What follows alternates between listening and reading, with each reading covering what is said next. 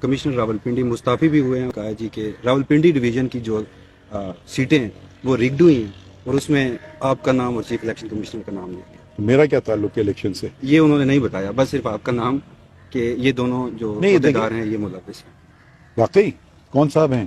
یہ لیاقت چٹھا صاحب ہیں, کمشنر راولپنڈی, اور ابھی انہوں نے استعفیٰ بھی دیا. اگر ان کے پاس کوئی ثبوت ہے, پہلی بات تو بتائیں کہ جی الیکشن مینوپولیٹ ہوئے ہیں. اچھا, اس میں چیف الیکشن کمشنر اور چیف جسٹس پاکستان کا بڑا کردار ہے. اچھا, میرا کردار میں ایک حد تک تو ہے کہ الیکشن کروانے میں, اگر آپ سمجھتے ہیں اگر کوئی الیکشن نہیں چاہ رہا تھا تو وہ تو دوسری بات ہے.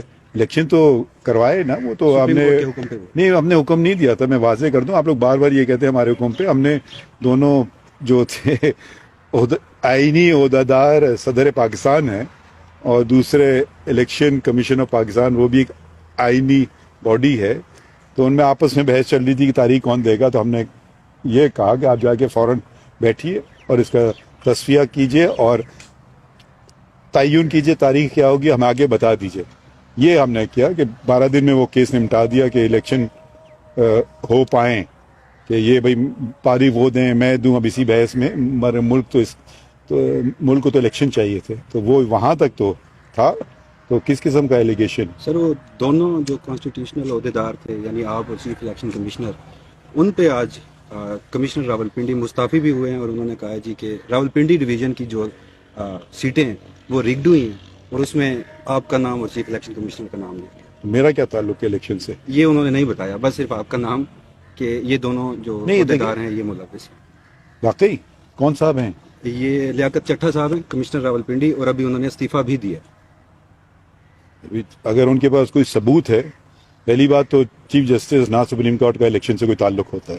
آئین میں میرے خیال میں 8واں آئین کا جو حصہ ہے وہ چیف الیکشن کمیشنر اور الیکشن کمیشن کے مطابق ہے. الیکشن کروانا ان کی ذمہ داری ہے الیکشن کمیشن آف پاکستان کی.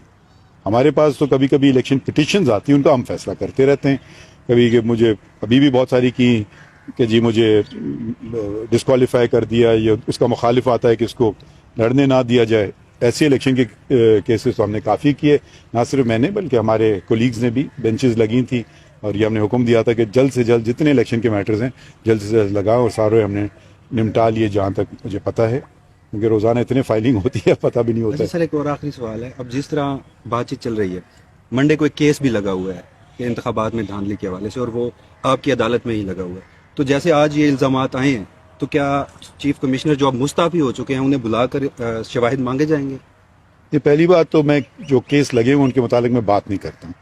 جو کیس فیصلے ہو جاتے ہیں وہ پھر پبلک پراپرٹی بن جاتی ہے, اس پہ آپ بھی رائے دے سکتے ہیں, کوئی بھی رائے دینے کا کہ اگر کوئی کیس آپ بتا رہے ہیں کہ لگا ہوا ہے پیر کو, تو آپ آ کے سن لیجئے گا کیا ہوتا ہے اس میں. مجھے نہیں پتا, میں تو ابھی تو میں دوسرے کام کر رہا تھا. ابھی میں لکھ رہا تھا وہ 62(1)(f) کا جو فیصلہ تھا, جس پر ہم نے شارٹ آرڈر تو ایشو کر دیا تھا, تو ڈیٹیل ریزنز کے لیے آ جایا ہوا تھا. مگر کیونکہ یہ ادھر کام ہو رہا ہے, ان کو ذرا میں دیکھ رہا ہوں کہ ٹھیک جلدی ہو جائے, کیونکہ کوشش کر رہے تھے کہ جیسے انہوں نے بتایا 23 مارچ ایک بہت ہی سگنیفیکنٹ دن ہے پاکستان کی تاریخ میں, تو کوشش یہی رہتی ہے کہ کام ہم کریں جلدی سے جلدی.